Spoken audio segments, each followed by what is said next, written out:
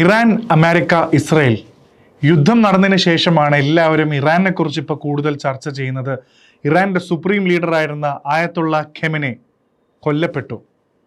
ഈ ഒരു കോണ്ടെക്സ്റ്റിൽ ശരിക്കും ഇറാൻ എന്ന് പറയുമ്പോൾ ആയത്തുള്ള ഖൊമേനിയാണ് എല്ലാവർക്കും ഓർമ്മ വരുന്നത്, ഇറാൻ്റെ സുപ്രീം ലീഡർ. പല ആൾക്കാരെങ്കിലും ഇപ്പോഴും വിചാരിക്കുന്നുണ്ട് ഇറാനിലെ ആയത്തുള്ള ഖൊമേനി ഇപ്പം മരിച്ചു. അപ്പോൾ ഈ ആയത്തുള്ള ഖൊമേനിയും ആയത്തുള്ള അലി ഖെമനെയും രണ്ടും ഒരാളാണോ, അല്ലെങ്കിൽ ഇത് ശരിക്കും രണ്ടാൾക്കാർ തന്നെയാണോ, അല്ലെങ്കിൽ പഴയ ആൾ തന്നെയാണോ ഇപ്പോൾ കൊല്ലപ്പെട്ടതെന്നുള്ള സംശയം കുറേ ആൾക്കാർക്കെങ്കിലും ഉണ്ടാവും. ഇറാൻ്റെ ചരിത്രം അറിയാത്ത കുറേ ആൾക്കാർക്കെങ്കിലും ഉണ്ടാവും. ശരിക്കും ആയത്തുള്ള റുഹുള്ള ഖൊമേനി എന്ന് പറയുന്ന 1979 ഇറാനിലെ ഇസ്ലാമിക് റെവല്യൂഷൻ വളരെ ഇമ്പോർട്ടൻ്റ് ആണ്. ആ കാലത്തുള്ള ആയത്തുള്ള ഖൊമേനി അല്ല ആയത്തുള്ള അലി ഖെമനെ. ഇവർ രണ്ടുപേരും ഒരു ഫാമിലിയിലെ ആൾക്കാർ പോലുമല്ല. അപ്പോൾ ശരിക്കും ഇവർ രണ്ടുപേരും ആരാണ്? ഇറാനിനെ നമ്മൾ ചർച്ച ചെയ്യുമ്പോൾ ഇന്നത്തെ ഒരു കോണ്ടെക്സ്റ്റിൽ ഇറാനെ കുറിച്ച് ഇത്രയും ചർച്ചകൾ വരുമ്പോൾ ഇറാന് രണ്ട് കാലഘട്ടമുണ്ട്. 1979 മുന്നേ ഉള്ള കാലഘട്ടം, പഴയ ഇറാനും സമ്പന്നമായിട്ടുള്ള അല്ലെങ്കിൽ വളരെ മോഡേൺ ആയിട്ടുള്ള ടെക്നോളജിക്കലിയും അന്നത്തെ കാലത്തെ എല്ലാ ലൈഫ് സ്റ്റൈലും, സ്ത്രീകളുടെ ലൈഫ് സ്റ്റൈൽ ഉൾപ്പെടെ വളരെ ഒരു വെസ്റ്റേൺ രാജ്യം എന്ന് തോന്നിപ്പിക്കുന്ന ഒരു ഇറാനും ഉണ്ട്. 79 ശേഷമുള്ള ഇന്നത്തെ ഇറാനും ഉണ്ട്. അപ്പോൾ ഇന്ന് ആയത്തുള്ള റുഹുള്ള ഖൊമേനിയെ കുറിച്ചിട്ടും ആയത്തുള്ള അലി ഖെമനിയെ കുറിച്ചിട്ടും ഇറാനെ കുറിച്ചിട്ടുമാണ് ഈ video. I am Arjun R Shankar. This is IAS factors context.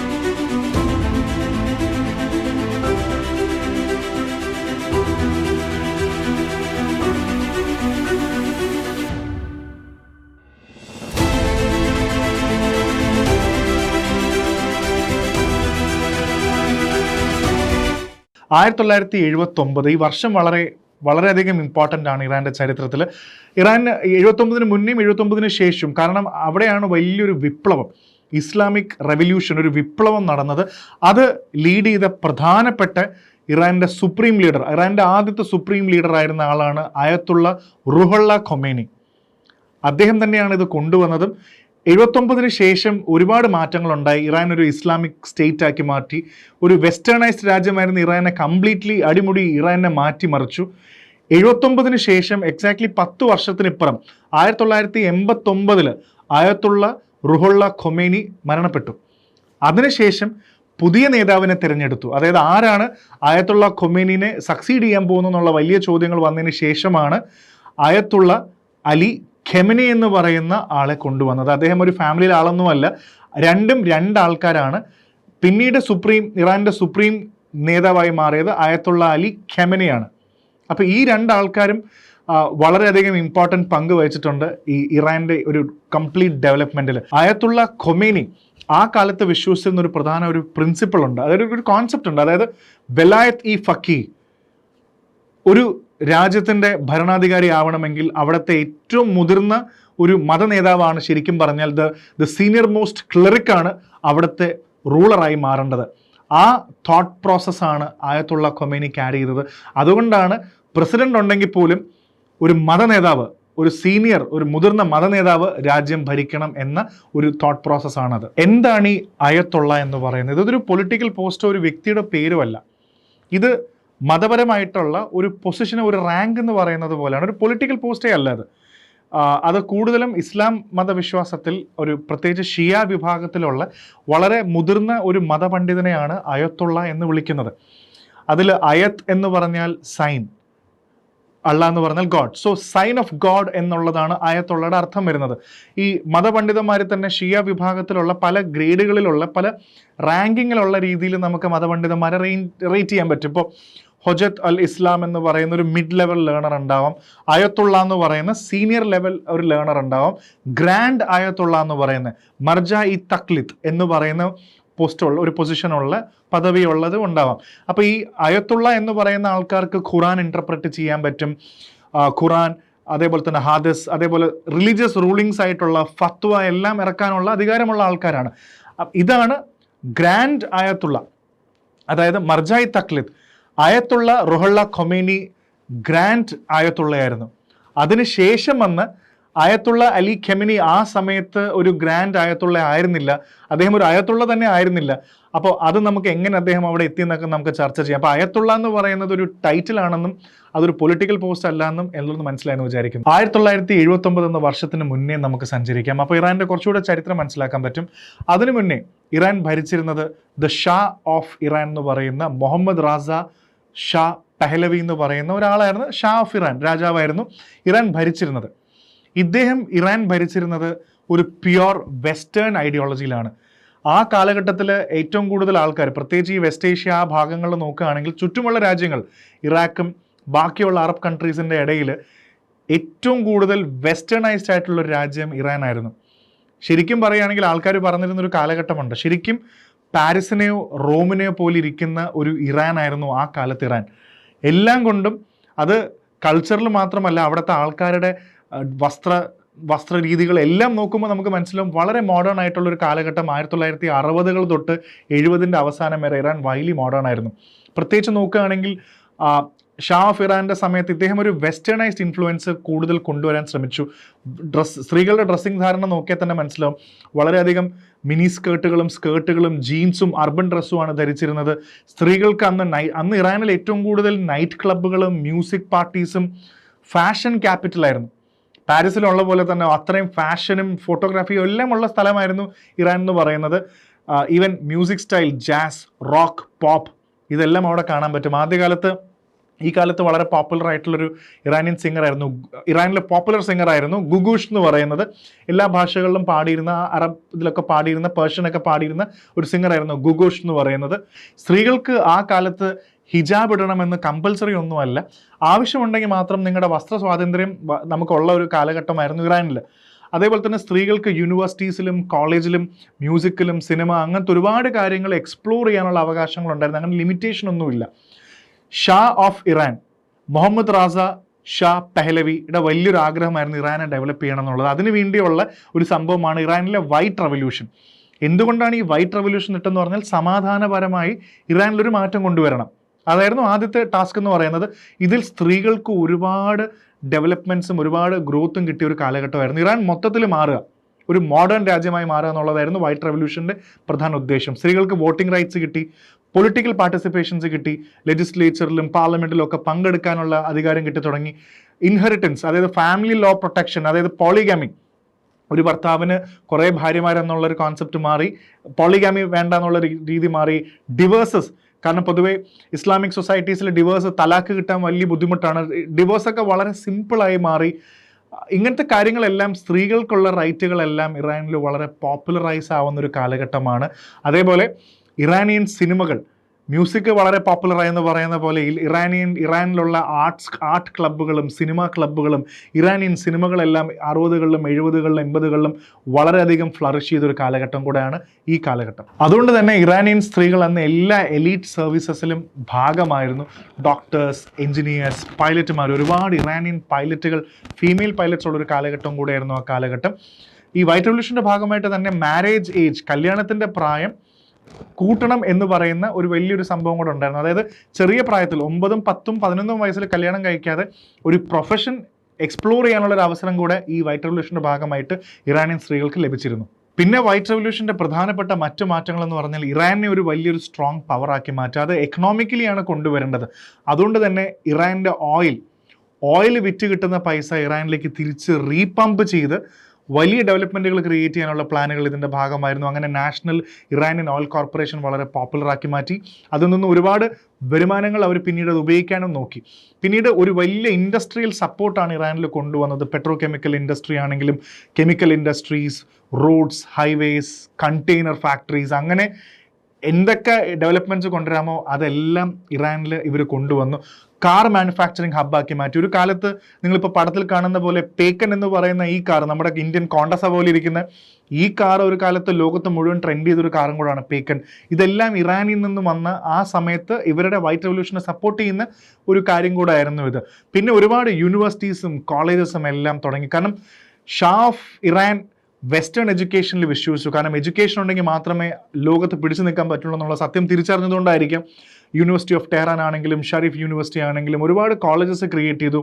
ഇറാനിൽ നിന്നും ഒരുപാട് സ്റ്റുഡൻറ്റ് എക്സ്ചേഞ്ച് പ്രോഗ്രാംസ് കൊണ്ടുവന്നു. അതായത് ഇറാനിയൻ സ്റ്റുഡൻസ് അമേരിക്കയിലും യുണൈറ്റഡ് കിങ്ഡത്തിലും ഫ്രാൻസിലൊക്കെ പോയി പഠിച്ചു വരുന്ന ഒരു മോഡേൺ സിസ്റ്റം ഉണ്ടാക്കാനാണ് ഇദ്ദേഹം പ്ലാൻ ചെയ്തത്. മിലിറ്ററിയും മോഡേണൈസ് ചെയ്തു. ഏറ്റവും കൂടുതൽ മിലിറ്ററി മോഡേണൈസ് ചെയ്തെന്ന് പറയുമ്പോൾ യുണൈറ്റഡ് സ്റ്റേറ്റ്സ് ഓഫ് അമേരിക്ക, അവിടെയാണ് പ്രധാനമായിട്ടും നോക്കേണ്ടത്. 1979 മുന്നേ ഉള്ള ഇറാൻ എന്ന് പറയുന്നത് അമേരിക്കൻ സപ്പോർട്ടുള്ള വെസ്റ്റേൺ രാജ്യങ്ങളുടെ സപ്പോർട്ടുള്ള രാജ്യമാണ്. അതിനുശേഷമാണ് അമേരിക്ക ഇവരുടെ ഏറ്റവും വലിയ ശത്രുവായി മാറുന്നത്. അപ്പോൾ മിലിറ്ററി മോഡേണൈസേഷൻ എന്ന് പറയുമ്പോഴും അമേരിക്കയുടെ കയ്യിൽ നിന്ന് തന്നെയാണ് ഏറ്റവും കൂടുതൽ ആംസ് ഒക്കെ ഇവർ എടുത്തിരുന്നത്. അതിൽ F-14 Tomcats, radar, naval ഷിപ്പുകൾ, ടെക്നോളജി എല്ലാം അമേരിക്കൻസിൻ്റെ കയ്യിൽ നിന്നാണ് അവരിത് എടുത്ത് മോഡേൺ സിസ്റ്റമാക്കി മാറ്റിയിരുന്നത്. ഇറാൻ ഇത്രയും വെസ്റ്റേണൈസ്ഡ് ആയിട്ടൊരു മോഡേൺ രാജ്യമായിരുന്നെങ്കിൽ പിന്നെ എന്താണ് ഒരു വിപ്ലവം വരാനുള്ള കാരണം? അവിടെയാണ് ഒരു വെസ്റ്റേൺ രാജ്യത്തിൻ്റെ, ഒരു വെസ്റ്റേൺ സ്റ്റൈലിൽ രാജ്യം മുന്നോട്ട് പോയിക്കൊണ്ടിരുന്ന സമയത്ത് സ്വാഭാവികമായിട്ടും ഇറാൻ വലിയൊരു മുസ്ലിം ഡോമിനേഷനുള്ള രാജ്യം കൂടാണ്. അവിടുത്തെ മുതിർന്ന ഇസ്ലാമിക് വിശ്വാസികളായിട്ടുള്ള ആൾക്കാരും അവിടുത്തെ കൺസർവേറ്റീവ് വിഭാഗത്തിലുള്ള ഒരുപാട് ആൾക്കാർക്ക് ഇതൊന്നും അമേരിക്കയുമായിട്ട്, പ്രധാനമായിട്ടും അതാണ്, അമേരിക്കയുമായിട്ട് അത്ര ചങ്ങാത്തം കൂടുന്നതൊന്നും അത്ര നല്ല ഒരു രീതിയല്ല. അല്ലെങ്കിൽ അത് ഇറാൻ്റെ ഫ്യൂച്ചറിനെ ബാധിക്കും, ഇറാൻ്റെ സിസ്റ്റത്തിനെ ബാധിക്കും. ഇവിടെ സ്ത്രീകളാണെങ്കിലും സൊസൈറ്റി ആണെങ്കിലും മുഴുവൻ വെസ്റ്റേൺ, അമേരിക്ക എങ്ങനെയാണോ അതേപോലത്തെ ഒരു സിസ്റ്റമാണ് ഇവിടെ ക്രിയേറ്റ് ചെയ്യുന്നത് എന്ന് തോന്നി തുടങ്ങിയപ്പോഴാണ് ഇവർ പ്രൊട്ടസ്റ്റ് ചെയ്ത് തുടങ്ങിയത്. പിന്നെ വലിയൊരു എക്കണോമിക് ഗ്രോത്ത് ഉണ്ടായി. ഈ ഗ്രോത്ത് കൊണ്ട് അവിടുത്തെ കുറച്ച് വിരലുണ്ടാവുന്ന ഒരു ശതമാനം ആൾക്കാർക്ക് മാത്രമേ ഇതിൻ്റെ ബെനിഫിറ്റ്സ് എല്ലാം കിട്ടുന്നുള്ളൂ. സാധാരണക്കാരന് ഇതിന് ബെനിഫിറ്റ്സ് ഇല്ല. വലിയൊരു ഇൻകം ഇനീക്വാലിറ്റി ഉണ്ടെന്നുള്ളത് ഇവരവിടെ വാദിച്ചെടുത്തു. അന്നത്തെ യുവാക്കളെ എല്ലാം ഇത് പറഞ്ഞ് പ്രേരിപ്പിച്ചെടുത്തു, വലിയൊരു രീതിയിൽ മോട്ടിവേറ്റ് ചെയ്തെടുത്തു. പിന്നെ അവിടുത്തെ പ്രധാനപ്പെട്ട സീക്രട്ട് പോലീസ്, ഇറാൻ്റെ സീക്രട്ട് പോലീസ് ആയിരുന്ന സവക് എന്ന് പറയുന്നത്, ഇവരാണ് ഷാ ഓഫ് പെർഷ്യക്ക് അല്ലെങ്കിൽ ഷാ ഓഫ് ഇറാനെതിരെ ആരെന്ത് സംസാരിച്ചാലും, എൻ്റെ അഭിപ്രായം പറഞ്ഞാലും, തെറ്റായിട്ടുള്ള രീതിയിൽ പറഞ്ഞാൽ ഇമ്മീഡിയറ്റ്ലി അവർ അറസ്റ്റ് ചെയ്യുക, ടോർച്ചർ ചെയ്യുക, കൊന്നുകളയുക. ഈ സീക്രട്ട് പോലീസ് സവക് എന്ന് പറയുന്നത് വലിയ ഡേഞ്ചറസ് ആയിട്ടുള്ളൊരു സിസ്റ്റമായിരുന്നു. മൊത്തത്തിൽ ആൾക്കാർക്ക് ഒരു ചെറിയ മാറ്റം വേണം എന്ന് ഇൻസ്പയർ ചെയ്യിപ്പിച്ചതായിരുന്നു ഈ കാലത്തെ ഒരു വലിയൊരു തോട്ട് പ്രോസസ്സ്. അങ്ങനെ വർഷങ്ങൾ കടന്ന് 1963 ആയത്തുള്ള റോഹല്ല ഖൊമേനി ഓപ്പൺ ആയിട്ട് ഷാ ഓഫ് ഇറാനെതിരെ വാദിച്ചു. ഒരുപാട് പ്രസ്താവനകൾ ഇറക്കി. ഒരു പുതിയ മാറ്റം വേണം, അല്ലെങ്കിൽ ഒരു പുതിയ വിപ്ലവത്തിന്റെ തുടക്കം വേണം എന്നൊക്കെ ആവശ്യപ്പെട്ടപ്പോൾ തന്നെ രാജാവിന്, മുഹമ്മദ് റാസ പഹലവിക്ക് ഏകദേശം കാര്യം മനസ്സിലായി. കാരണം ആയത്തുള്ള ഖൊമേനിനെ വളർത്തിയെടുത്തു കഴിഞ്ഞാൽ ഉറപ്പായിട്ടും രാജാവിന്റെ സ്ഥാനം പോവും എന്ന് മനസ്സിലാക്കിയതുകൊണ്ടായിരിക്കാം ഇദ്ദേഹം 1963 ശേഷം തന്നെ കുറേ കാലത്തേക്ക് ആയത്തുള്ള ഖൊമേനിനെ നാട് കടത്തി, എക്സൈൽ ചെയ്തു എന്ന് പറയുന്ന പോലെ നാട് കടത്തി. ആദ്യം തുർക്കിയിലേക്ക് കടത്തി, അതിനുശേഷം ഇറാഖിലേക്ക്, പിന്നീട് പാരീസിലേക്ക്. ഈ നാട് കടത്താന്ന് പറയുമ്പോൾ ഇദ്ദേഹം ഗവൺമെന്റിന്റെ, അവരുടെ സീക്രട്ട് പോലീസിന്റെ കൺട്രോളിലാണ്. അദ്ദേഹത്തിന് അവിടെ വളരെ പീസ്ഫുൾ ആയിട്ട് താമസിക്കാം, പക്ഷെ പ്രശ്നങ്ങളൊന്നും ഉണ്ടാക്കാൻ പാടില്ല. ആൾക്കാരുടെ ഇടയിൽ പ്രസംഗങ്ങൾ നടത്തി അവരെ ഇൻസ്പയർ ചെയ്യാനോ മോട്ടിവേറ്റ് ചെയ്യാനോ രാജ്യദ്രോഹത്തിന് പ്രേരിപ്പിക്കാനോ പാടില്ല.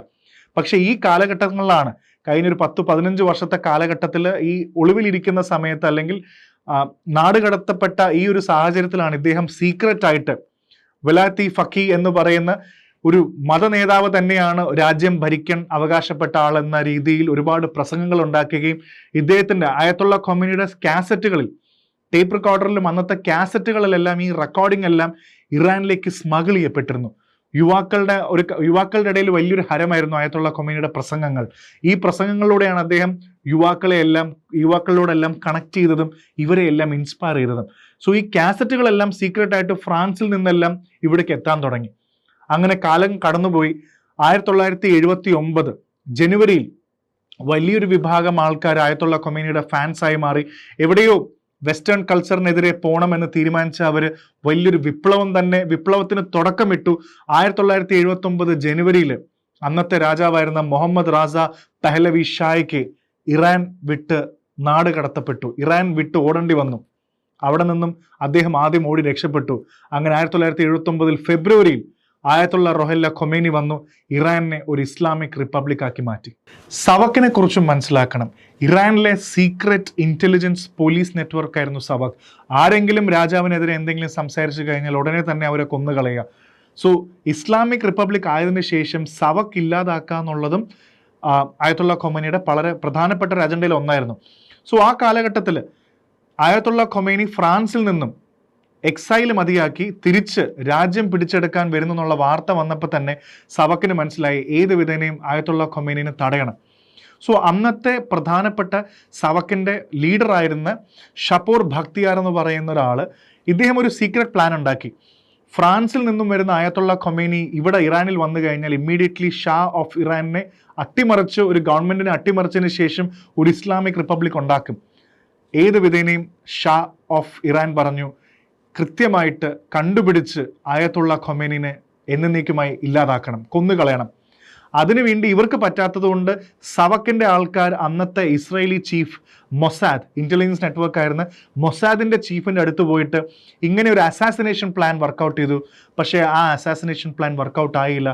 ആയത്തുള്ള ഖൊമേനി ജീവനോടെ തന്നെ ഫ്രാൻസിൽ നിന്നും ഇറാനിലെത്തി. ശരിക്കും ഈ ഒരു അസാസിനേഷൻ ശ്രമം നടത്തിയിരുന്നെങ്കിൽ, ചരിത്രകാരന്മാർ പറയുന്നത് ഇദ്ദേഹമാണ് ഈ ഒരു അസാസിനേഷൻ പിന്നീട് ഗാർഡിയൻ എന്ന് പറയുന്ന പത്രത്തിൽ ഇതിനെക്കുറിച്ച് ഇദ്ദേഹം ഒരു പുസ്തകം എഴുതി, അതിനെക്കുറിച്ച് വന്നപ്പോഴാണ് ഈ വാർത്ത വന്നത്. അതിൽ പറയുന്നൊരു സംഭവം ഇതാണ്: ഈ അസാസിനേഷൻ നടന്നിരുന്നുവെങ്കിൽ ഇന്ന് ലോകത്തിൻ്റെ ചരിത്രം തന്നെ മാറുമായിരുന്നു, ഇറാൻ്റെ ചരിത്രം തന്നെ മാറിപ്പോകുമായിരുന്നു.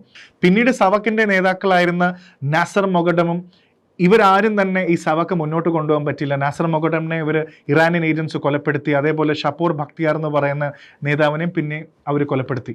അങ്ങനെ സവക്ക് എന്ന് പറയുന്ന ഏജൻസി എന്നേക്കുമായി ഇറാനിൽ നിന്നും മായ്ച്ചു കളഞ്ഞു. പിന്നീട് ഇങ്ങനെയായിരുന്നു ഒരു വലിയൊരു ഏജൻസീനെ ഇറാനിയൻ ഗവൺമെൻറ് തന്നെ തകർത്തത്.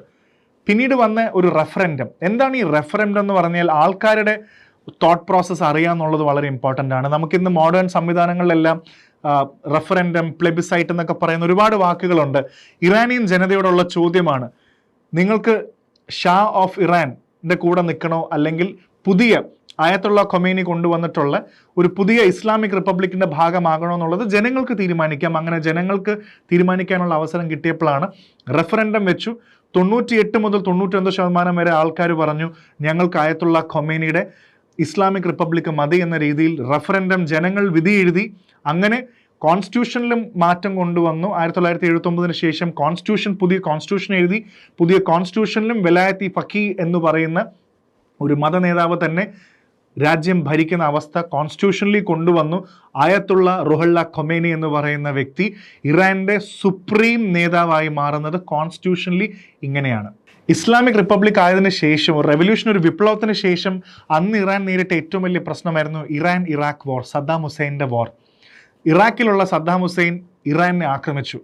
1980 മുതൽ 88 വരെ നീണ്ടു നിന്ന വാറിൽ ഒരുപാട് ആൾക്കാർ കൊല്ലപ്പെട്ടു. സത്യം പറഞ്ഞാൽ എന്തിനു വേണ്ടിയാണ് യുദ്ധം നടത്തിയെന്ന് ചോദിച്ചു കഴിഞ്ഞാൽ പ്രത്യേകിച്ച് കാരണമൊന്നുമില്ല. അങ്ങനെ യുണൈറ്റഡ് നേഷൻസ്, ഐക്യരാഷ്ട്രസഭയും കൂടെ ബ്രോക്കർ ചെയ്തൊരു ഡീലിലാണ് സീസ്ഫയറൊക്കെ വെച്ച് യുദ്ധം നിർത്തലാക്കിയത്. യുദ്ധത്തിന് പ്രധാന കാരണം ഒന്നേ ഉള്ളൂ, അവിടെയും ആയത്തുള്ള ഖൊമേനി തന്നെയാണ് ഇവിടുത്തെ ഏറ്റവും പ്രധാനപ്പെട്ട വലിയൊരു ഫാക്ടർ. കാരണം ഇറാഖിലും കൂടുതലും സദ്ദാം ഹുസൈൻ്റെ ക്ലോസ് ആയിട്ടുള്ള അവരെല്ലാം സുന്നി വിഭാഗത്തിലുള്ള ആൾക്കാരും, ഇറാഖിൽ ഒരുപാട് ഷിയ മുസ്ലിംസ് ഉണ്ട്. ആയത്തുള്ള ഖൊമേനിക്ക് ഷിയ മുസ്ലിംസിൻ്റെ ഇടയിലുള്ള സ്വീകാര്യത സദ്ദാം ഹുസൈനെ വളരെയധികം പേടിപ്പിച്ചു.